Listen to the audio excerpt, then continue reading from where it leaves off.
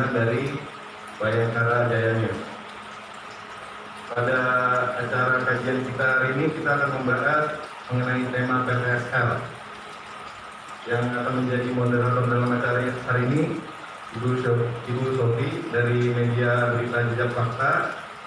Narasumber yang pertama Bapak Ciko dari BPN Kota Bekasi. Narasumber yang kedua Bapak Ferdinand dari Tapem Sekda Kota Bekasi. Narasumber yang ketiga Ibu Anggreani, dosen Fakultas Hukum Universitas Bayangkara. Ya, untuk mempersingkat waktu, acara akan dilanjutkan dan akan saya serahkan ke moderator Bu Sofi. Silakan. Terima kasih, Mas. Oke, terima kasih. Assalamualaikum warahmatullahi wabarakatuh. Terima kasih kepada para narasumber yang begitu antusias yang hadir di acara diskusi kali ini. Kebetulan saya juga mendapatkan amanah sebagai moderator untuk acara hari ini. Memang temanya sangat menarik ya, temanya tentang PTSL tahun 2021. Terlebih dulu saya ini memperkenalkan atau menyapa dulu kali ya, kita tahu ya PTSL itu sendiri pendaftaran tanah sistematis lengkap ya. Nah di ini memang program andalannya pemerintahan Jokowi sangat membantu para kaum miskin ya, orang tidak mampu terutama nih yang kesulitan dalam membuat pengurusan tanah menjadi hak milik. Tapi memang ada informasinya yang cepat siur, kadang-kadang ada yang ya ada masalah. Nah, untuk mengupas bagaimana sebenarnya sistemnya seperti apa, terus kendalanya bagaimana, terus tentang kendala-kendala atau aduan-aduan dari masyarakat ya, terutama dalam pengurusannya seperti apa, apakah memang benar-benar gratis, terus sistemnya seperti apa. Karena yang saya tahu ya mudah-mudahan sih ini segera diselesaikan PR bersamanya agar pelayanan publik ini benar-benar menyentuh ke masyarakat kalangan bawah. Oke, saya langsung to the point aja, memberikan paparannya dari BPN Kota Bekasi. Bang Tito silakan untuk memberikan penjelasannya apa itu PTSL, terus programnya seperti apa, tujuannya untuk apa, dan sampai saat ini sudah berapa surat sertifikat yang sudah terrealisasi. Silakan Bang Tito. Ya, selamat siang. Terima kasih kepada seluruh hadirin yang ada di KPRIDA, Cikunir, dan juga pemirsa YouTube yang berada setia bersama Bayangkara Pers dan rekan-rekan lainnya. Terima kasih kepada moderator yang telah menyampaikan atau memberikan waktu dan juga rekan-rekan tamu para narasumber. Perkenalkan, nama saya Francisco Wanda Rebo. Saya saat ini mewakili tadi Ibu moderator berbicara mengenai PTSL. PTSL itu sendiri betul program Bapak Presiden, program unggulan mengenai sertifikasi tanah untuk rakyat mulai dari tahun 2016 dan direalisasikan pada tahun 2017 sampai saat ini ke 2021. PTSL sendiri targetnya adalah bagaimana membuat satu Indonesia tanah-tanah ataupun lahan-lahan yang dimiliki oleh seluruh masyarakat Indonesia memiliki surat atau memiliki payung hukum yang kuat. Selain memiliki payung hukum yang kuat, seluruh tanah, lahan dan aset pun bisa bernilai atau ekonomi tinggi. Contoh seperti sertifikat bisa diajukan, digadaikan di lain tempat dan bisa disekolahkan. Nah, inilah setiap adanya perputaran dari hasil produk kami. Nah, ini yang sekarang ini kalau dinamakan di BEM-ATER BPN ini di revolusi 4.0 ini nilai jual di dunianya kita itu masih nomor 40 sekian katanya, jadi masih jauh. Jadi dengan salah satunya contoh kita mungkin seperti di Brunei, yang sudah menjalankan sistem pertanahan dengan berbagai ekonomi kelas dunia itu Brunei, kalau di Eropa itu mungkin Jerman, Belanda sudah pernah ke sana, China sekalipun di sana dengan sistem penataan pertanahan dan memiliki aset ternyata mempengaruhi pada sistem ekonomi secara global. Nah, oleh sebab itu pemerintah dalam rangka mengejar kemajuan Indonesia mengarah kepada revolusi industri 4.0 supaya tidak tertinggal Indonesia mencanangkan untuk mensertifikasi seluruh tanah yang ada di Indonesia. Sebenarnya untuk pendaftaran sertifikat tanah ataupun pendaftaran tanah ini sudah sebenarnya dalam kelas global dunia ada Federation apa yang saya lupa, FIG itu setiap 5 tahun ya, seperti pelita. Ini untuk mengukur ataupun mencatat semua data-data tanah yang ada di Indonesia maupun di dunia pada global. Nah, pada tahun 2017 barulah mulai Indonesia mencoba program ini. Memang dalam suatu program pasti akan ada kekurangan-kekurangan yang tiap tahunnya terus diperbaiki oleh dalam hal ini Kementerian Agama DPR RI, baik pun kami di Kota Bekasi. Nah, pada saat ini kami sudah berjalan mulai dari tahun 2017, tahun 2017 kalau tidak salah targetnya itu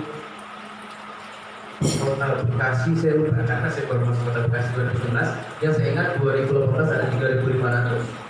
2019 ada 27.000, 2020 ada 7.500 dan 2021 ada 25.000. Nah, inilah target-target yang akan kita selesaikan dan selalu kita menjadi prioritas utama karena terkait dengan kepentingan masyarakat. Seperti Pak kan selalu bilang bahwasanya masyarakat di luar ini yakinkan sangat menunggu-nunggu, sangat menginginkan tentunya aset-aset yang dimilikinya menjadi suatu sertifikat ataupun surat yang lebih memiliki kekuatan hukum yang lebih tinggi dibandingkan misalnya seperti KIRI, AJB dan lain sebagainya. Dan ini sudah kita jalankan sejak tahun 2017, 2018 dan saya mulai bergabung di tahun 2019 dan sudah sekitar 60% kecamatan yang kita cakup. Yang belum kita cakup di Medan Satria, Bekasi Timur, Jati Sampurna, sama Jati Asih dan Pondok Melati. Dari 12 kecamatan, 5 kecamatan belum kita sentuh, belum jadi target. Nah, ini akan menjadi target di tahun-tahun ke depannya. Kantor Kota Bekasi pun punya roadmap seperti yang diamanatkan kantor BPN RI. Roadmap itu mulai dari tahun 2017 sampai dianggarkan sampai 2025. Mudah-mudahan dan kami meyakinkan itu dapat terlaksana. Semua tanah yang ada di Kota Bekasi paling tidak kami catat. Walaupun kami yakini dalam satu bulan pasti ada masyarakat tidak berkeinginan untuk menaikkan aset dan menjadi sertifikat, ya kami hanya mencatat kepemilikan subjek dan objek tanahnya saja. Oleh karena itu, mulai dari tahun 2017-2018 pun sebenarnya PTSL ini sudah kami kenal dan masyarakat pun sudah kenal dengan namanya klaster-klaster. Di mana klaster 1 ada klaster yang subjeknya berkeinginan untuk menjadi sertifikat, objek tanahnya tersedia data pendukungnya, kami naikkan menjadi sertifikat. Begitupun juga untuk K2. K2 ini biasanya yang masih terjadi perselisihan ataupun masih ada sesuatu yang belum clear. Nah, ini biasanya waris nih, Bu. Ya, karena data statistik yang pernah saya baca secara pribadi bahwa data pertanahan itu permasalahannya lebih banyak diwaris. Waris antar kakak adik, kakak samping, adik samping, ini yang lebih masalah. Kalau AJB saya rasa hanya permasalahan bayar ataupun lunas tidak lunas. Tapi kalau masalah waris ini biasanya agak panjang. Nah, itu untuk klaster 2. Klaster 3 ini kita sebut dengan klaster tadi yang berkasnya tidak komplit ataupun pemohonnya belum mau. Maka kami catatkan saja data kepemilikannya. Tiga ini kita sebut biasa kenal dengan hanya sampai peta bidang tanah. Nah, peta bidang tanah ini pun ternyata kita punya klaster 3 lagi. Nah, itu ada klaster-klaster tersendiri di mana data-datanya ataupun orang yang belum berkeinginan untuk meningkatkan menjadi sertifikat. Dan yang terakhir ada keempat. Keempat ini seperti data-data yang masyarakat punya sudah menjadi sertifikat, tetapi belum kami petakan secara digital ataupun belum terekam datanya secara digital di pemetaan kami.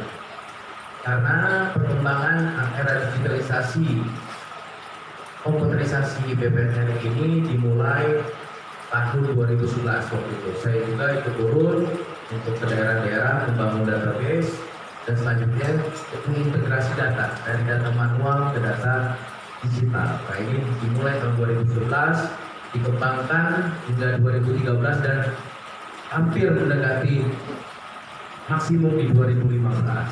Oleh sebab itu, sampai saat ini pun kami masih mencatat, mencari data-data lama, apalagi tahun 1960 ya. Tahun 1960 yang punya komputer mungkin hanya orang di Rusia atau Amerika. Indonesia pun masih ketinggalan. Iya, karena main data dasi pun mengetik proklamasi pakai mesin tik, belum komputer saat itu. Oleh karena itu, secara terus-menerus kantor pertahanan Kota Bekasi khususnya dan seluruh jajaran kementerian kita selalu mencari data keempat. Itu dari pihak BPN sendiri mencari apa dari partisipasi masyarakat juga yang ikut ambil? Nah, ini memang tugas kami. Tetapi ini menjadi juga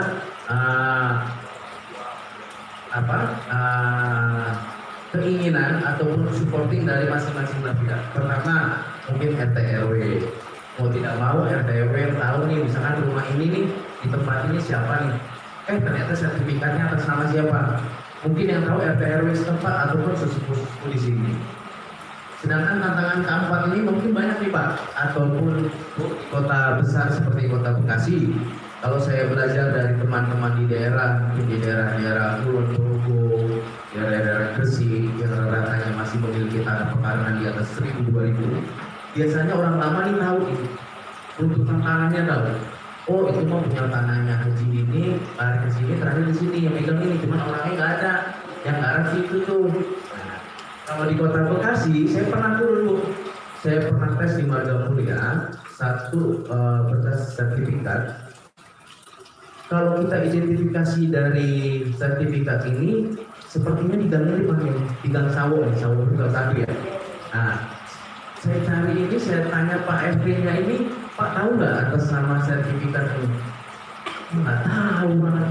Cuma kalau rumah itu yang nempatin Pak ini. Nah, ternyata banyak juga di Kota Bekasi sertifikatnya masih kepemilikan kedua, existing rumahnya sudah dijual belikan, belum dibalik nama belum.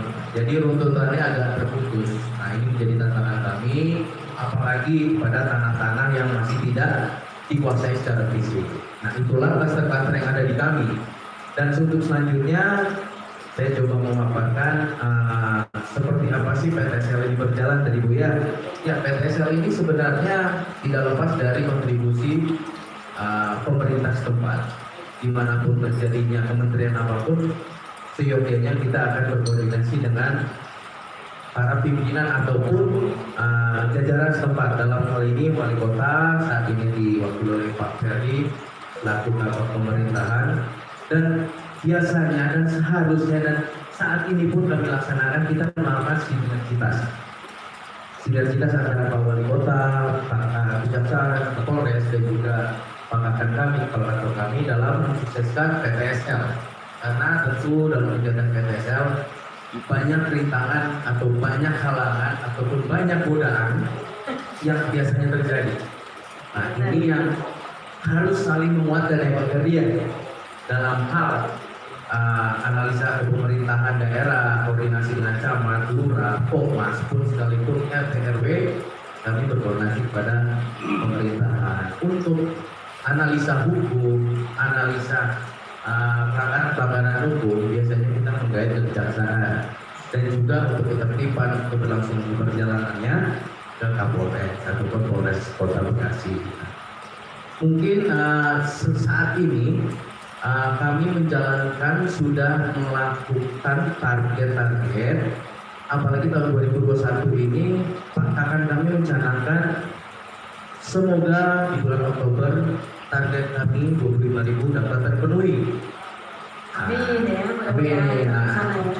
Dan kami juga mencanangkan nanti adanya desa lengkap. Desa lengkap ini artinya satu desa memiliki data pertanahan antara subjek dan objek tanah yang tepat. Nah, mungkin itu Bu, moderator yang dapat kami sampaikan. Oke, terima kasih Pak Cito. Kayaknya cukup menarik ya, dan ada sedikit pencerahan nih buat kami dan pemirsa di Kota Bekasi pada umumnya. Tapi mengingat tadi Pak Cito mungkin lupa ya, apa sih syarat-syaratnya? Nah, ini rakyat juga masyarakat pengen tahu ya, seperti apa sih syarat-syaratnya, prosedurnya gitu. Boleh dijelaskan? Iya. Syarat-syarat PPSL kita bisa mengacu pada peraturan yang dibuat oleh Kementerian kami, dalam hal ini Permen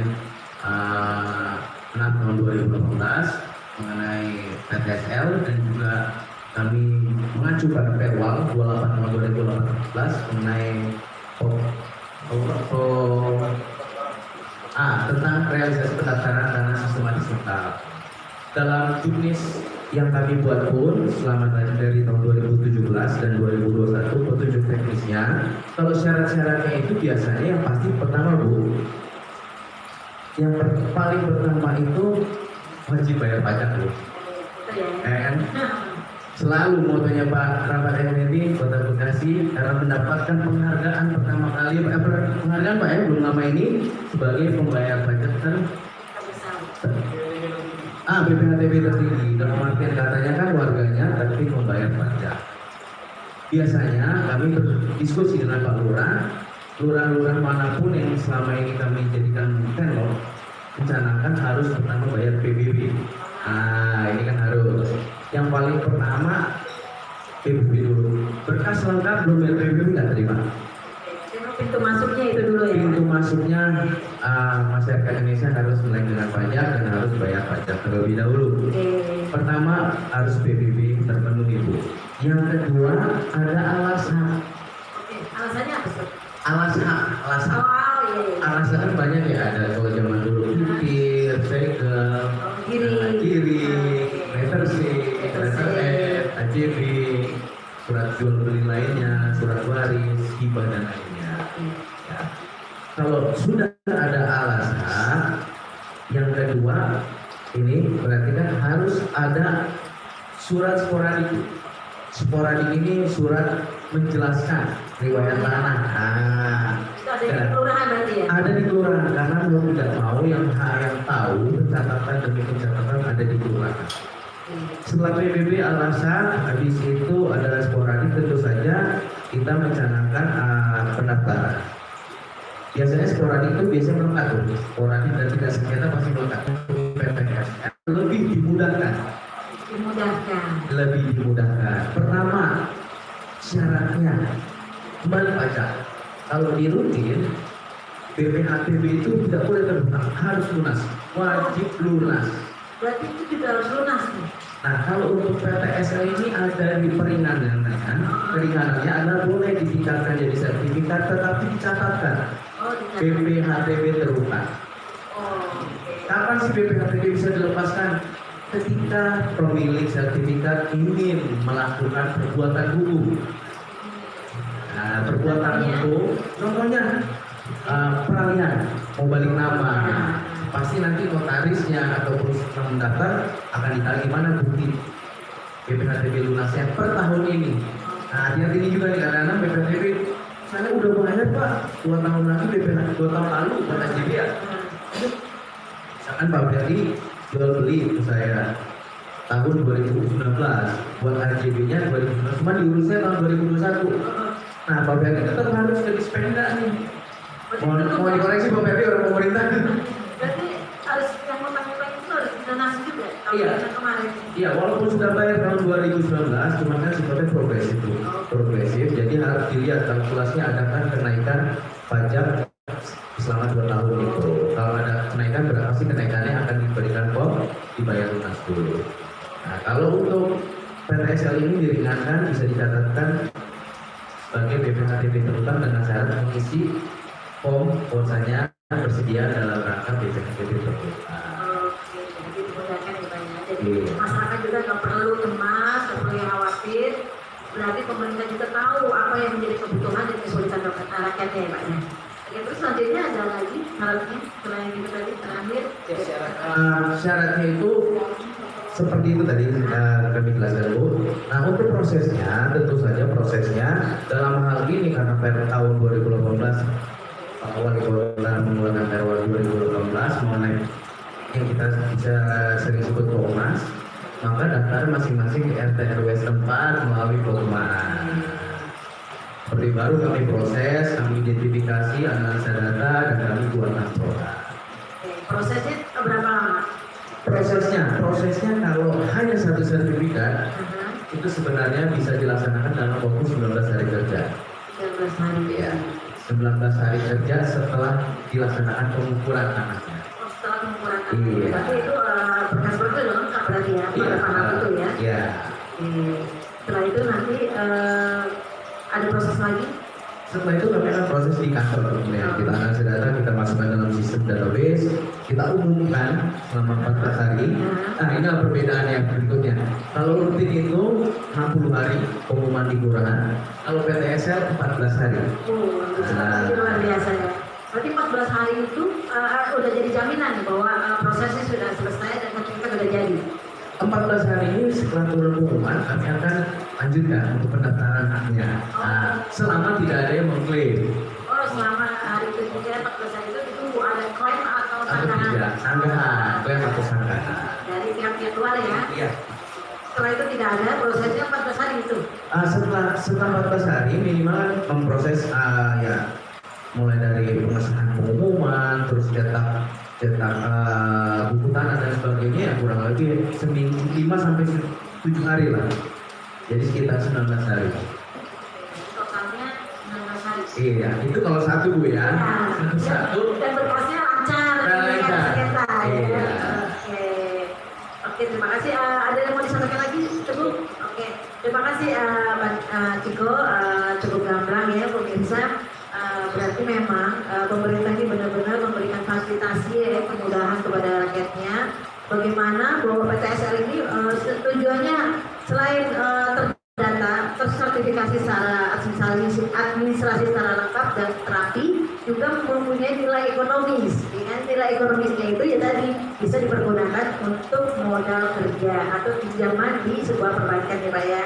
Tentunya dengan modal yang sudah digulirkan oleh perbankan menjadi modal kerja yang akhirnya memutar ekonomi rakyat. Betul begitu ya Pak Ketua ya. Jadi outputnya ke sana. Ya, itulah memang tujuan secara global ya.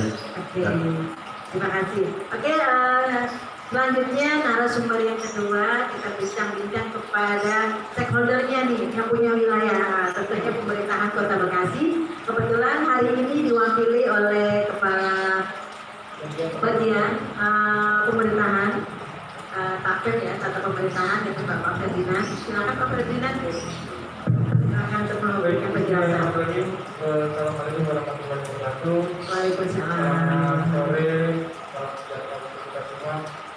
Hormati moderator, narasumber yang hadir pada hari ini dan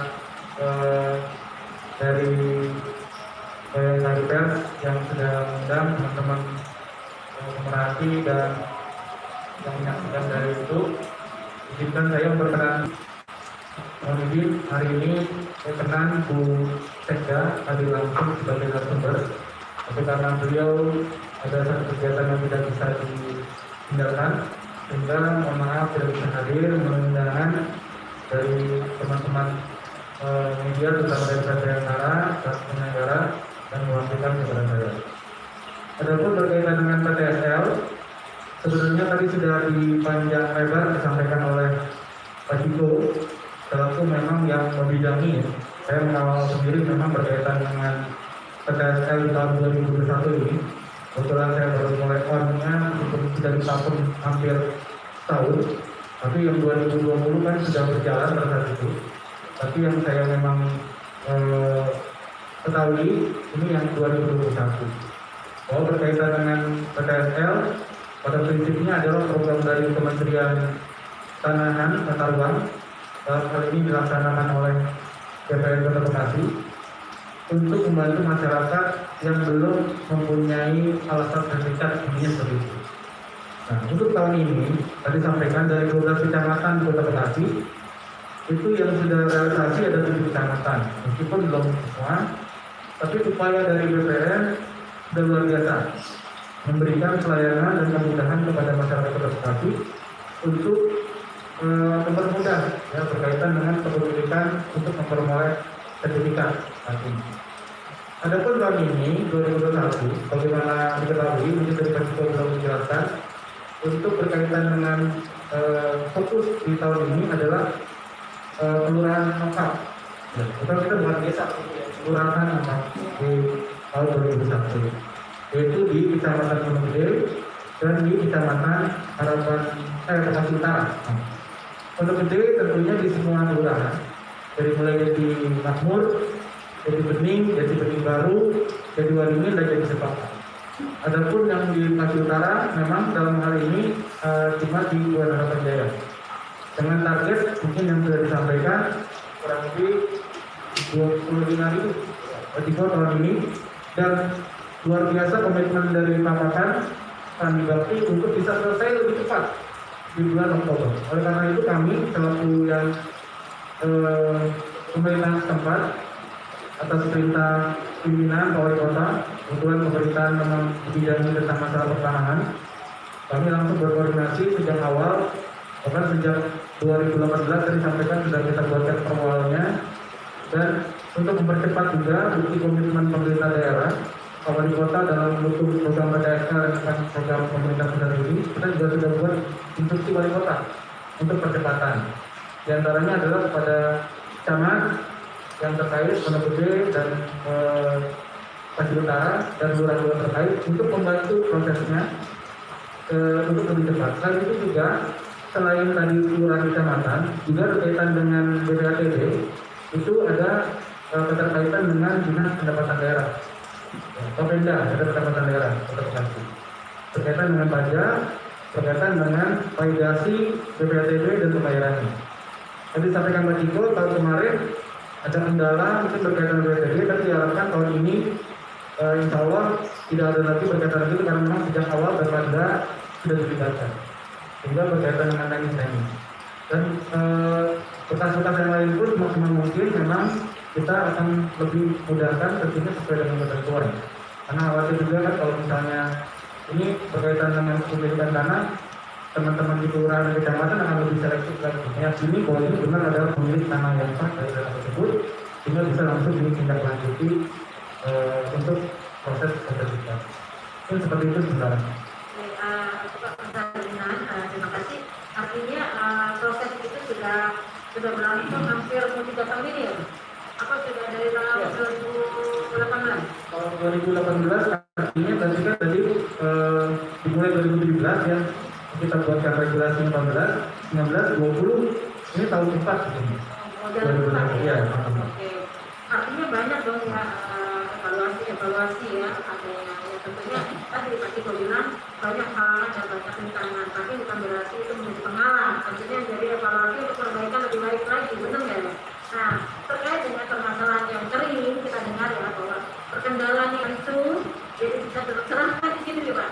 Mohon izin mungkin ada pendapat dari Pak atau Pak Ferdinand. Silakan. Ya, untuk biaya selama ini yang dipertanyakan sebenarnya menurut mengacu pada SHP 3 Menteri Keuangan, Perumahan Tinggal dan BPNP itu untuk kategori Pulau Jawa, kita kategori Pulau Jawa itu di kategori 5, yang itu biaya diperkenankan maksimal 150.000. Maksimal 150.000. 150.000 ini, tetapi ada spesifikasi dalam 150.000 ini. Gitu. Seperti itu tidak termasuk saksi, saksi tidak terakomodir dalam 150.000.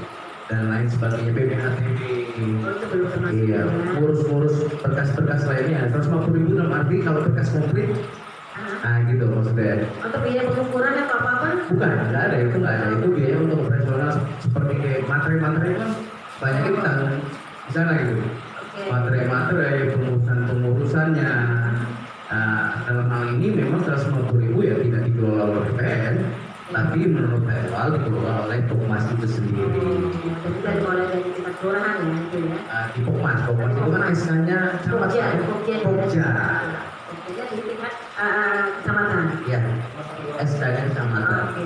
Terus nilai retribusi itu 150.000 itu semua luasan. Apa ada kriteria luasnya sekian apa semua di makro 150.000?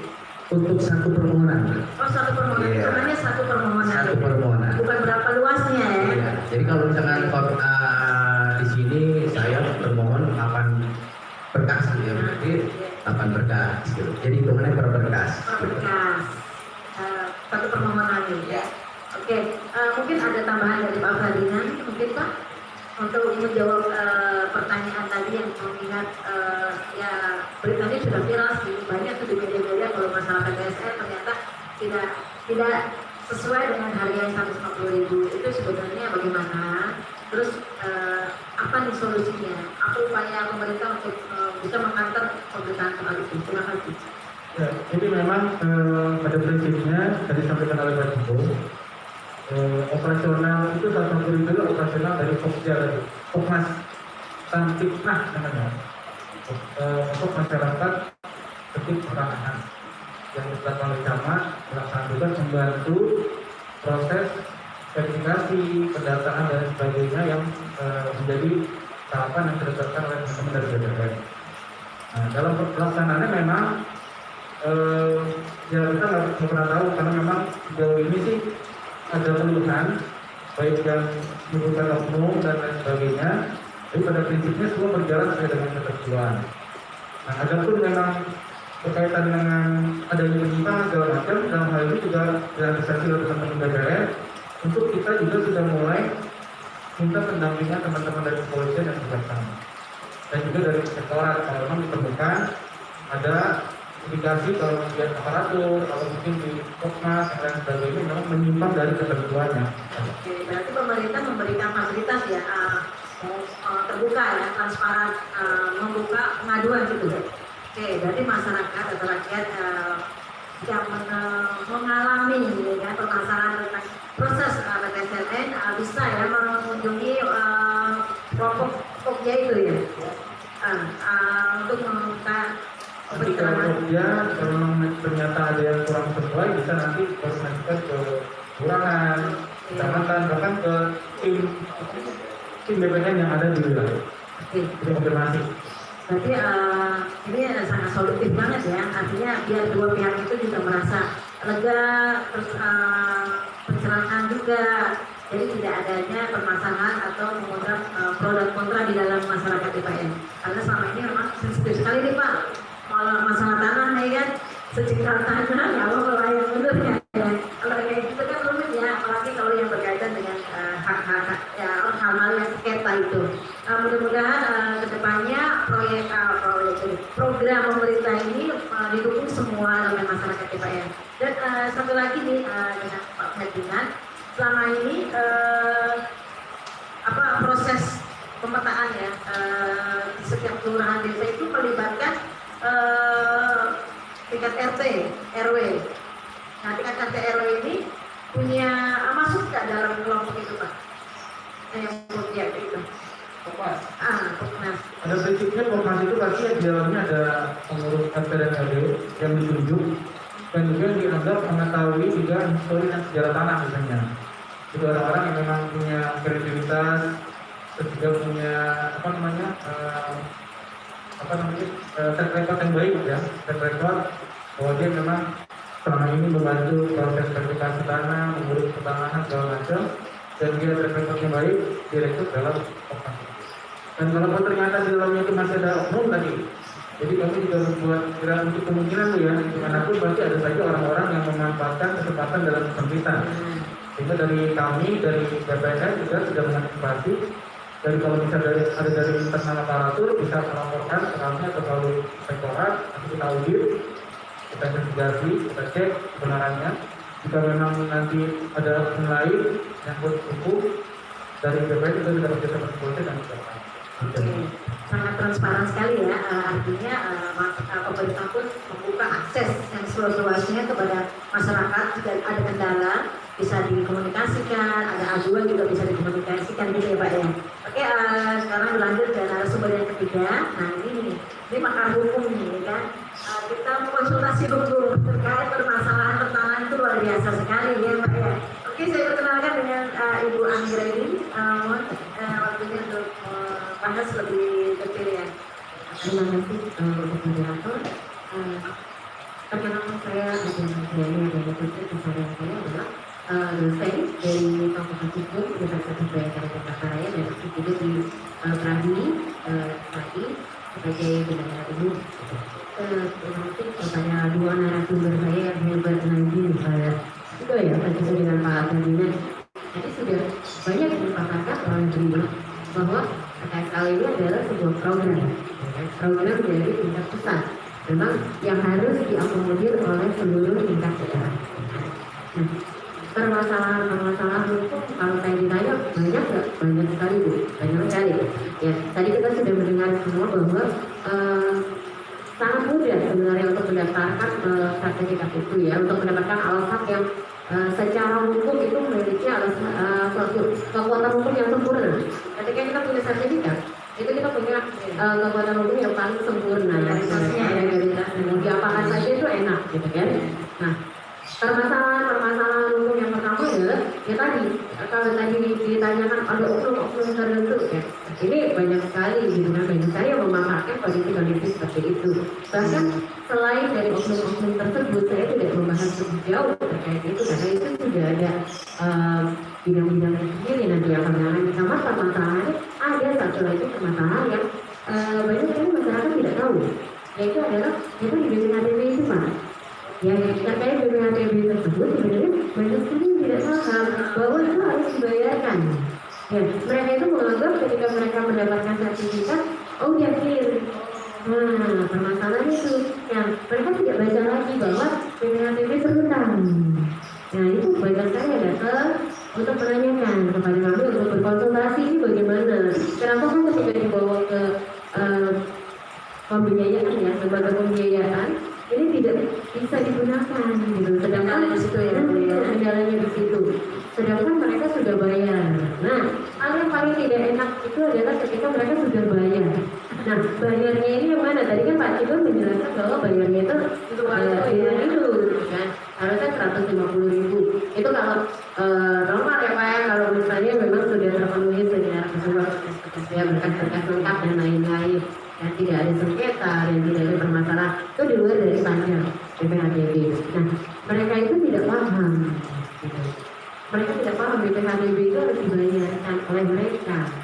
Apakah dari pemerintahnya sendiri yang tidak memberitahukan atau karena di Komnas ini kan kalau misalnya kita bicara kalau terlalu tinggi ketika harus BPN atau dari tata kota segala macam yang membicarakan ini ada Komnas. Nah, jelasnya mereka seharusnya ya mensosialisasikan apa aja ya prosesnya ya. Betul sekali. Hal ini yang mengakibatkan permasalahan hukum ujungnya nanti. Ujungnya itu mereka beranggapan mereka sudah bayar kepada siapa karena tidak ada tanda bukti bayarnya. Mereka mau ngadunya kemana? Bingung. Kalaupun ada tanda buktinya misalnya ada kwitansi atau ada apapun itu kan enak mereka. Tapi ini ketika ditanya, nggak ada Bu. Mungkin karena masyarakat awam yang tidak tahu pengurusan tanah seperti apa gitu ya. Itu dia. Karena yang disasar, mohon maaf sekali untuk KSL ini, kita harus mengakui bahwa yang disasar itu adalah menengah ke bawah, gitu kan. Jadi dengan menengah ke bawah ini kita bisa lihat mereka tingkat edukasinya seperti apa, tingkat pendidikannya gimana, tingkat sosialnya mereka seperti apa. Nah ini, efek-efek seperti ini akhirnya mengakibatkan permasalahan hukum ke belakangnya. Menuntut kemana bingung. Jadi sebenarnya ini program sangat bagus sekali, cuma memang pelaksanaannya di lapangan antara gabungnya gitu. Nah ini yang menghambat program ini. Betul. Makanya bersama nih cari solusi nih agar kita juga mau sukses kan program pemerintah dan masyarakat juga mempunyai hak legitimasi yang benar-benar bisa diproses secara tuntas nih. Jadi nggak ada yang gantung lagi nih. Kalau istilah hukum clean and clear. Clean and clear ya. Itu gimana? Salah satu contoh misalnya bagaimana mas kliennya ada yang bermasalah itu, terus apa yang didampingi Ibu Akira ini? Kalau saya pasti ngecek dulu. Saya kan melakukan pengecekan, melihat dulu alasan seperti apa.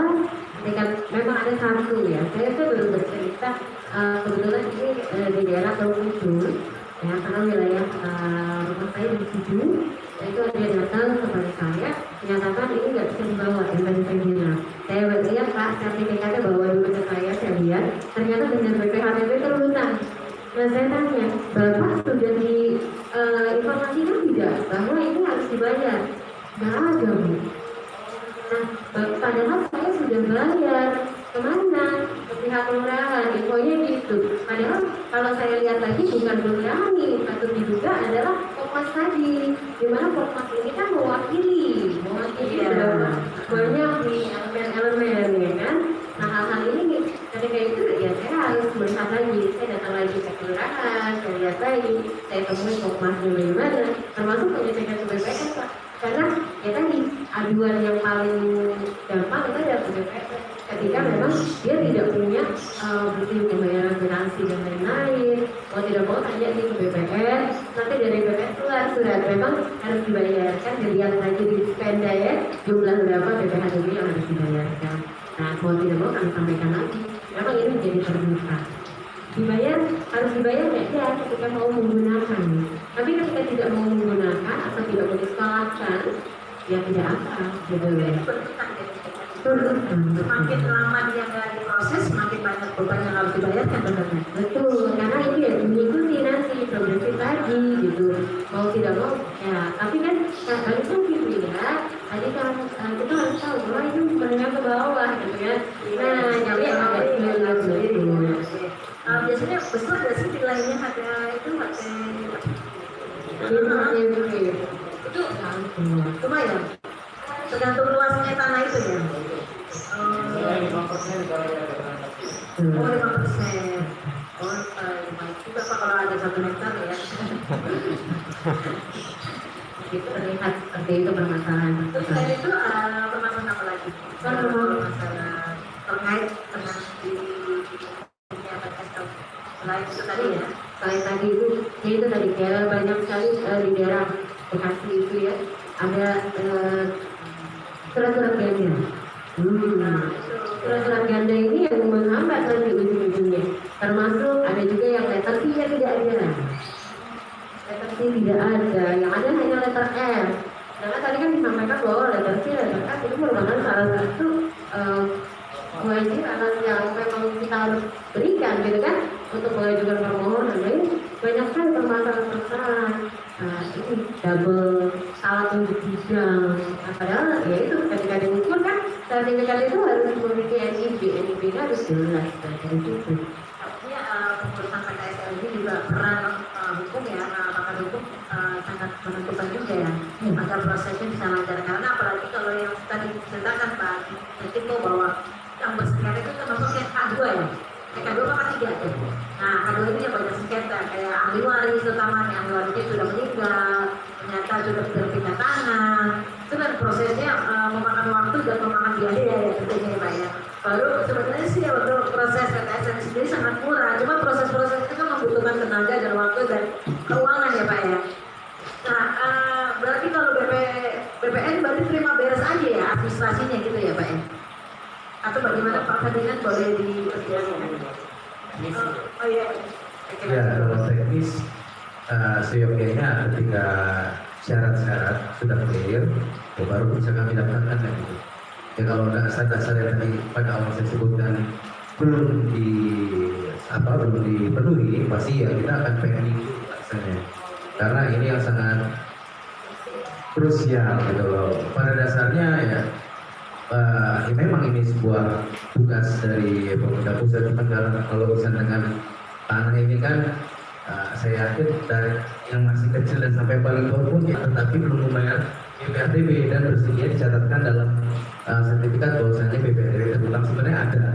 Ya mungkin mohon maaf saya juga pribadi karena kalau lihat syarat dan ketentuan berlaku itu kadang-kadang nggak kita baca kan, scroll yes setuju bawah next. Kurang teliti ya Pak. Aplikasi kan kadang-kadang awalnya gitu ya, syarat langsung oke, setuju, next. Nah, ini mungkinlah yang menjadi nanti bisa lebih edukasinya mengenai BPHTB. Sebenarnya juga termasuk juga ini Pak, pajak penghasilan juga ya Pak ya?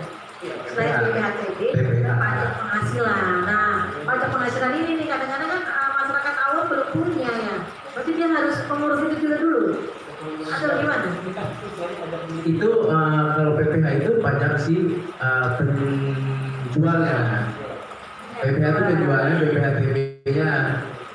Jadi pajak penjual dan pembeli lah disebutnya. Iya. Ya, jadi setiap ada perbuatan hukum terhadap suatu aset, penjual dan pembeli akan dikenakan pajak. Oh, berarti itu termasuk itu lah ya Pak Iya. ya. Oke. Mungkin Pak Fadilan bisa menambahkan? Nah ini agak unik dan memang ini terjadi memang di masa lalu. Hanya kenapa BPHTB itu agak rendah. Saya waktu jadi lurah dulu untuk pencatatan tadi transaksi jual beli biasanya jarang sekali yang bayar pajak. Jarang sekali. Misalnya udah kebetulan kalau kami di kelurahan kan hanya saksi, sebagai saksi kelurahan. Setelah kecamatan jarang rata-rata dulu ya sudah bicara sekarang mah harus karena udah sudah sekarang sudah wajib bayar dulu pajak penjual dan PPH, pajak pembeli BPHTB baru boleh dilegalkan, dinotariatkan, ditandatangan oleh legalisasi oleh PPH dapat PPHT notaris. Kalau dulu itu banyak yang enggak begitu. Makanya kenapa mungkin terjadi itu ketika punya sama dia tidak pernah bayar, tidak bisa menunjukkan bukti setor pajak PPH, pajak beli, dan PPHTB pajak penjual. Itu aja permasalahannya. Nah, ketika nanti tadi sampaikan oleh Ibu Andre ini, ketika tadi makanya kita sudah edukasi sejak awal 2021 oleh Pak Cito, teman-teman dari kecamatan, ketika apapun menyangkut keuangan, baik itu pajak apapun, bukti untuk apa? Dan konfirmasi lagi ini sebenarnya apa? Sehingga kalau nanti kira-kira sudah menyimpang dari ketentuan, wah ini udah nggak benar nih. Nah ini segera dikonfirmasikan di lapangan. Tapi tidak menutup kemungkinan memang budaya kita, Bapak Ibu sekalian, biasanya kan cenderung apa? Mengampakkan atau gimana? Cenderung males. Nah ini yang harus juga dibudayakan oleh kita untuk datang sendiri dan mengurus sendiri. Nah karena ketika mengurus orang lain, tentunya ada biaya di sana. Ya, ada kos yang dikeluarkan. Ini yang kadang-kadang juga menjadi permasalahan. Makanya kami lebih menyarankan Bapak Ibu sekalian yang ingin mengurus PTSL, silakan langsung datang sendiri, mengurus sendiri persyaratannya apa saja detail, A, B, poin-poinnya. Sehingga diketahui kalau memang ada hal-hal yang kurang pas bisa tahu. Karena kalau kita nyalain orang, udah pasti tuh, udah tahu beres aja berapa biayanya. Sehingga itulah yang terjadi peluang-peluang dari oknum yang memanfaatkan uang tersebut. Gitu. Cuman memang masyarakat juga terkendala beberapa faktor ya kenapa nggak bisa mengurus langsung. Nah, tapi edukasi ini penting juga agar masyarakat juga paham bahwa alur yang benar tuh yang begini dan dia bisa tahu prosesnya seperti apa dan kesulitannya apa langsung dirasakan sendiri dan bisa diatasi sendiri gitu ya Pak ya. Betul sekali. Jadi memang itu yang kita edukasi sejak awal 2021 ini, belajar dari pengalaman yang sudah terjadi tahun-tahun lalu, mudah-mudahan di tahun ini minimal berkurang terhadap yang tadi kalau sampaikan Bu Andre ini penyimpangan, peluang-peluang oknum yang kurang pas. Terima kasih Pak Ferdinand, Pak Tito. Oh Pak Tito menambahkan lagi silakan. Sebenarnya ini pernah ini juga mengenai BPHTB, jadi lanjut di BPHTB. Sebenarnya ada cita-cita juga kami dari BPN nanti pada tahun ke depan saat lapangan kita akan berkolaborasi dengan pihak Dispenda. Jadi nanti Dispenda lah sebagai menentukan, oh bapak kena BPHTB. Nah, jadi BPN itu tidak lagi terlepas lah dari itu BPHTB. Biarlah Dispenda yang langsung menentukan, pakai stiker kayak apa BPHTB terkena. Jadi langsung ke tupoksinya masing-masing. Jadi permohonannya bilang, oh iya saya kena ya. Nah, kan harus mempersiapkan. Mungkin nanti ketika mau di perbuatan hukum harus ada materi yang dikeluarkan dalam hal ini membayar pajak BPHTB. Nah, ini mungkin bisa menjadi solusi permasalahan BPHTB yang menjadi tanda kutip ya, kadang-kadang menjadi tadi Bapak bilang celah-celah oknum. Nah, ini karena ini pun harus kita garis bawahi supaya masyarakat ini sebenarnya betul kan tadi dosen tadi kadang-kadang belum paham ataupun nggak mau paham nih kadang-kadang. Jadi menggampangkan kadang-kadang. Karena BPHTB kan ini sifatnya peraturan ya atau hukum yang bersifatnya mutlak dan harus kalau tidak pun dijalankan. Nah berarti ya paling tidak harus pihak yang berwenang dalam hal ini Dispenda yang langsung menentukan. Jadi seolah-olah tidak ada bahasa permainan BPHTB di DPR. Iya benar. Biarlah Dispenda yang menentukan ini langsung kena, ini tidak, ini kena. Jadi semuanya bisa menjawab. Mungkin itu Bu yang bisa menjadi solusi kami. Oke, terima kasih Pak Tiko. Oke, saya jadi penasaran juga soal BPHTB. Jadi gini, itu penghitungannya 5% dari luas tanah apa transaksi. Oh, berarti mau berdasarkan nilai NJOP-nya? Nilai dari transaksi di akun transaksinya ya berapa juta, berapa ratus ribu ya kan? Dikalikan 5%-nya itu. Itu dibayarkan?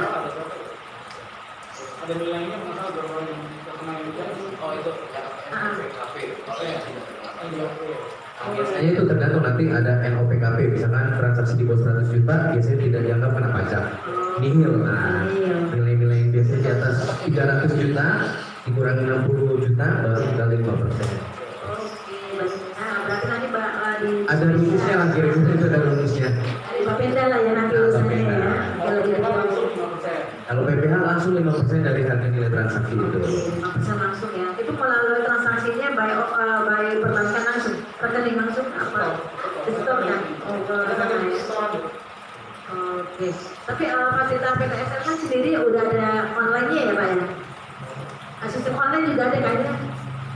Kalau selama ini PTSL sih belum sih. Kita masih door to door ataupun ke lapangan ya. Karena kalau sifatnya online masih dikhawatirkan.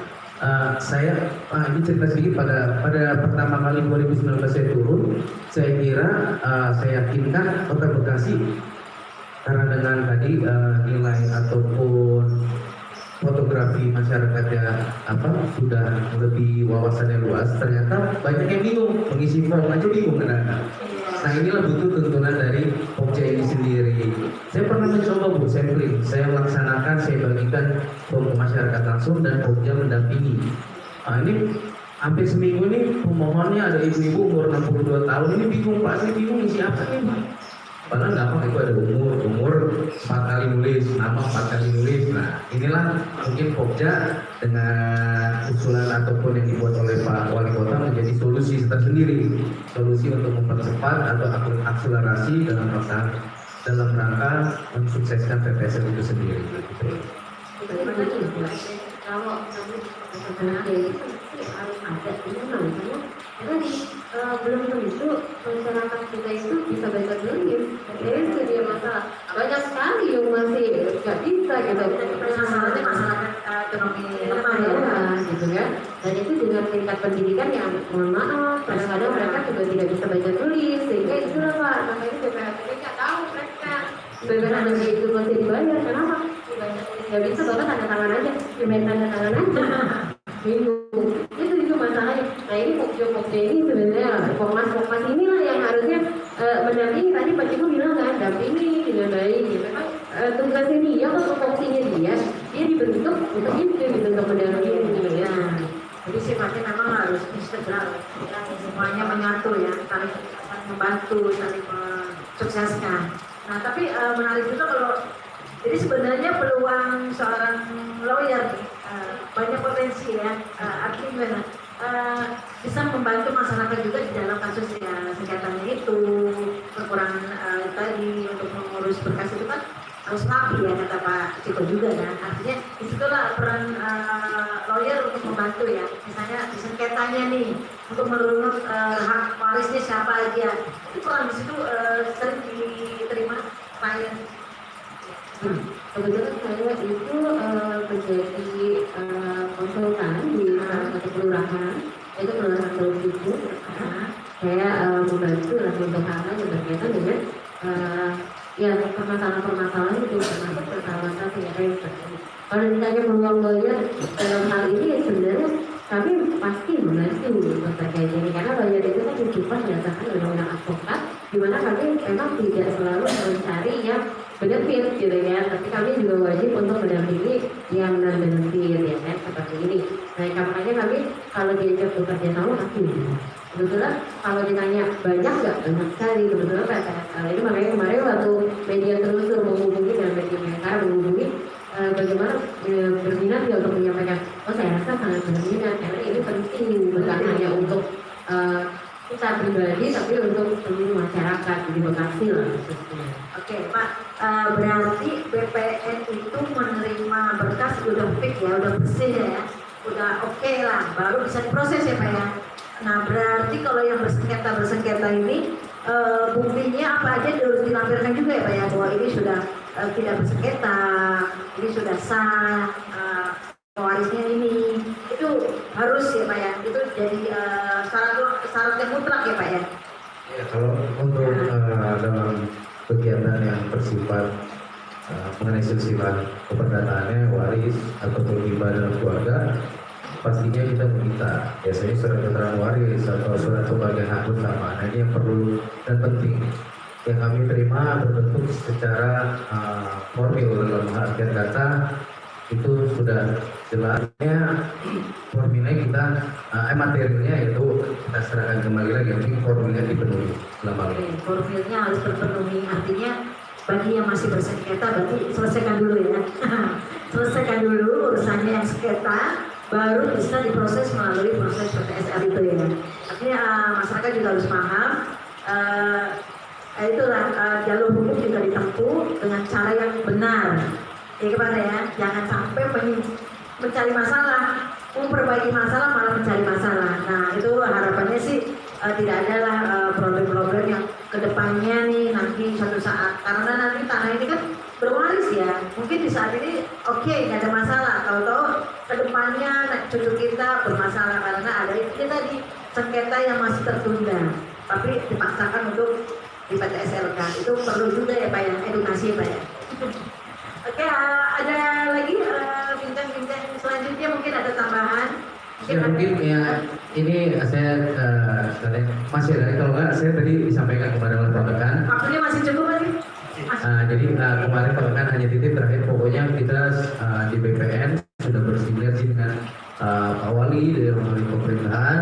Ya kami juga dalam hal ini menindak tegas oknum-oknum yang dalam hal ini memanfaatkan, apalagi kalau dalam khususnya di kantor kami BPN, Pak akan memesankan jika ada anggota tim maupun siapapun di BPN yang dalam hal ini memanfaatkan PTSL, laporkan kepada Pak Kakak. Pak Kakak akan menindak tegas karena PTSL ini adalah cita-cita dari bangsa, cita-cita program presiden yang kita laksanakan dengan tulus dan ikhlas. Mungkin itu dulu.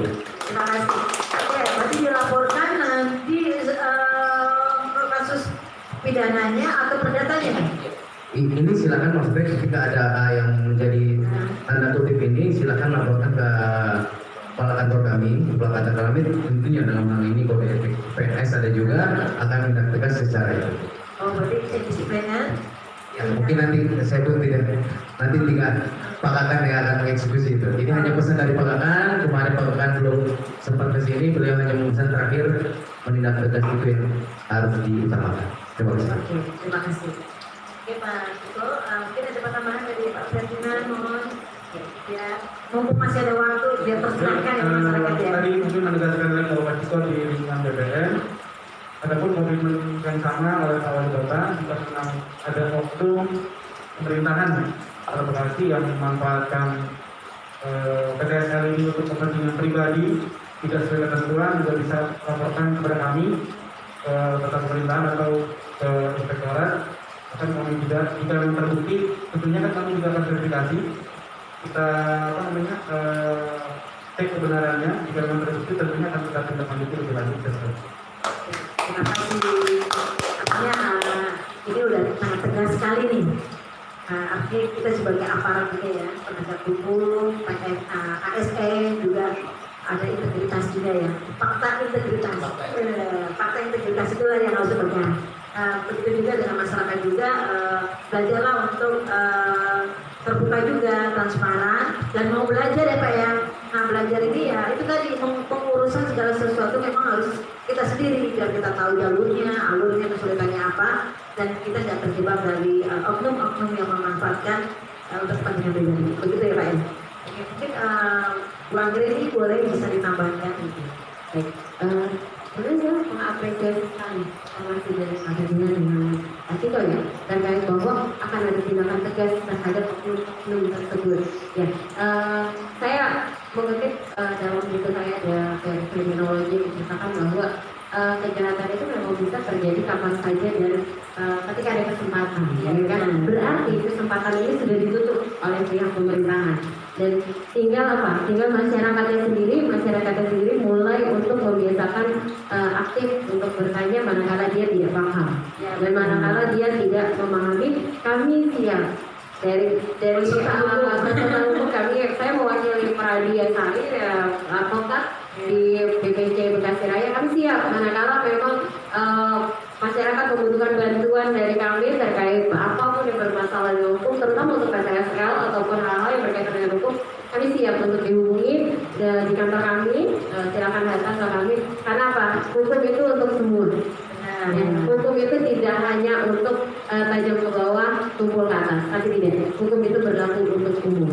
Ya, pandang dulu ya. Betul. Pasti kita tunggu ya komitmen bersama ya bahwa semua pengen lah Indonesia maju dalam segala bidang dong ya, segala hukum, segala moral dan akhlaknya juga. Mungkin ada lagi sedikit bincang-bincang. Sudah cukup waktunya? Oh kayaknya waktunya sudah cukup dan kayaknya sudah dibuka semua nih permasalahannya dan mulai apa tujuannya, programnya apa aja, terus sosialisasinya juga apa, kesulitannya apa, tantangannya seperti apa, dan solusinya juga sudah.